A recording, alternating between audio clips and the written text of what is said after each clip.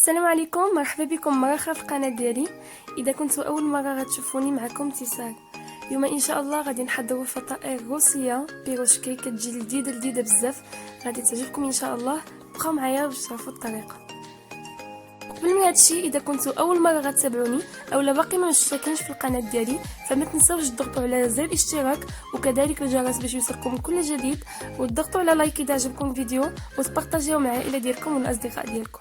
اول حاجه غنبداو بها هي العجينه اللي كتكون من كيلو من الدقيق، 100 غرام ديال الزبده المذابه، كوب من الحليب الدافئ، جوج بيضات، جوج معالق كبار ديال السكر سنيده، ملعقه صغيره ديال الملح، وجوج معالق صغار ديال خميره الخبز اللي ممكن تعويضها بخميره حبوب.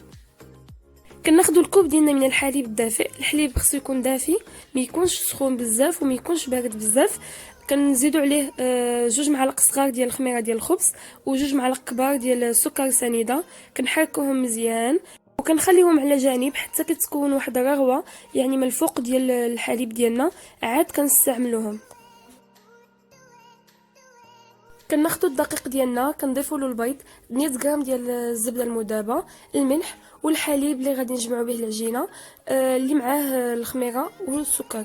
بالنسبه للعجينه خصها تكون يعني مرخوفه شويه، واذا حسينا بها يعني باقا ثقيله شي شويه، لان على حسب كل نوعيه ديال الدقيق ممكن تزيدوا واحد شويه ديال الماء.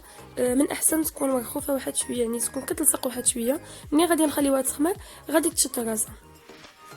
كنخلط المكونات مزيان، ومن بعد كنعجن العجينه ديالي لواحد 10 دقائق ولا 7 ديال الدقائق، المهم نعجنها مزيان حتى نحس بالعجينه ديالي تعجنات.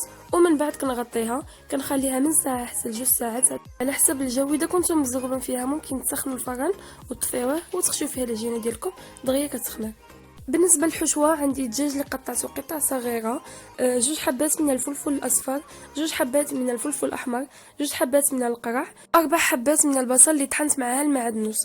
بالنسبه للحشوه ممكن تضيفوا اي نوع من الخضر بغيتو، ممكن تعملوا اي حشوه بغيتو، كتبقى على حسب الاختيار ديال كل واحد وعلى حسب التفضيل ديال كل واحد.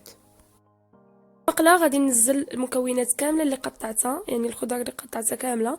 غادي نضيف عليها ملعقه كبيره ديال الزعفران، ملعقه كبيره ديال التحميره، ملعقه صغيره ديال الابزار، شويه ديال الكمون، والملح اللي كتبقى على حسب الذوق. غادي نخلط المكونات مزيان مع التوابل. غادي نضيف جوج معالق كبار ديال زيت الزيتون، غادي نغطيها ونخليها طيب على خطره. بالنسبه للدجاج غادي نطيبو بوحدو. خديت شويه ديال البصله والمعدنوس اللي كنت قطعتهم، ضفت له الدجاج، وغادي نضيف شويه ديال الابزار، شويه ديال الزعفران، وشويه ديال الملحه، السحتر، وملعقه ونصف ديال زيت الزيتون. غادي نحرك المكونات كامله وغادي نخليه يطيب على خضره. بعد ما بدا كيطيب لي الحشوه ديالي، غادي نضيف شويه ديال الليمه، شويه ديال الزيتون، وغادي نضيف شويه ديال السمن والسحتر كذلك. غادي نخليها حتى تطيب، ومن بعد غادي نطفي عليها. من بعد ما طابت لي الحشوه ديالي وطاب لي الدجاج، غادي نخليهم يبردوا، وغادي ناخذ العجينه اللي خويتها من الهواء، غادي نقسمها على جوج، ومن بعد غادي ناخذ كل كره وغادي نقسمها على 6، بمجموع 12 كويره. منين قسمت العجينه ديالي على 12 كويره، غادي ناخذ كل كويره وغادي نحاول نعوضها بيدي على شكل دائري، ومن بعد غادي نبقى نطلقهم. غادي ناخذ الكره الاولى ديالي وغادي نطلقها غير بالكاس، لان المطلق اللي كنطلق به ما كيتساليش في الرزعه اللي كنطلق فيها. غادي نحاول نطلقها مزيان كيف ما كتشوفوا في الفيديو. دغيا كتطلق لانها مارت اول حاجه، وزائد فيها البيض وفيها الزبده، يعني كتكون العجينه ديالنا رطبه.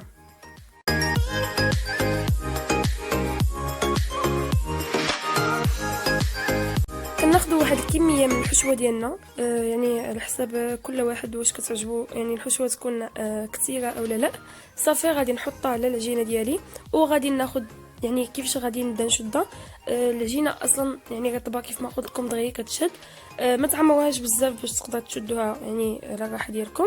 كتاخدوا الجوانب كتشبروهم هما الاولى، وكتبقاو طالعين شويه بشويه، بحال ملي كتجيو تشدوا لي شوسون اولا الحلوه ديال التمر.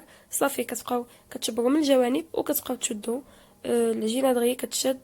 ضغطوا عليها مزيان باش ما تفتح لكمش، ودغيا كتكمل العمليه.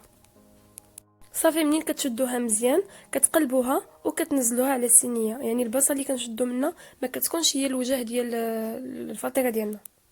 غادي نكمل بنفس الطريقه. كنطلق العجينه ديالي، كنعمل الحشوه يعني الكافيه، وكنبقى نشد من الجوانب، كنبقى نطلع العجينه وكنبقى نلصقها كيف ما كتشوفوا في الفيديو. طريقه سهله ما كديش بزاف الوقت، وفي نفس الوقت كيجي المنظر ديالها مزيون. من بعد ما كنطلقهم كاملين وكنعدل الفطائر ديالي كاملين، كندهن الصينيه بالزيت وكنزل فيها الفطائر ديالي، كنخليهم من ربع ساعه حتى لنص ساعه حتى كيتضاعف الحجم ديالو. ومن بعد كنشبر صفار ديال البيض وكندهنهم بهم وكنزوقهم بشويه ديال الحبه السوداء او السانوج، وممكن تزينهم بزنجلان او ممكن تخليهم هيداك. صافي من بعد ما دهنتهم البيض وزينتهم بالسانوج، غادي ندخلهم الفران اللي مشعول على درجه الحراره 200 غير من التحت.